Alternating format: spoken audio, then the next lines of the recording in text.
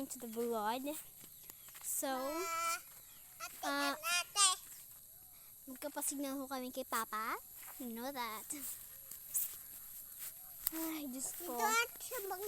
Kasama ko ang kapatid ko. Siminto tayo, ate. Yung bunso kong kapatid. Sabihin to na kay mama na dala sa cellphone. So, nakapangtulog na pencil nga ho kasi hapon din naman ba?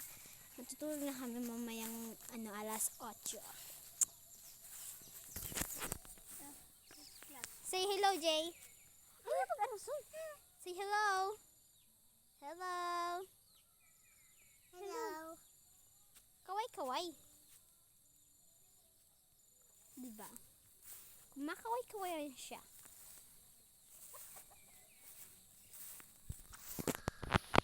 So, pupunta namin si mama muna. Nagsaog siya sa baba. Gusto di? Aray ko.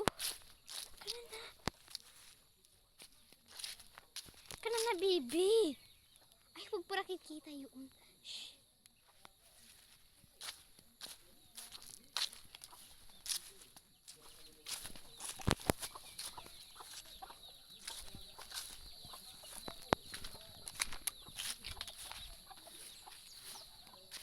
Pupuntahan muna namin si mama.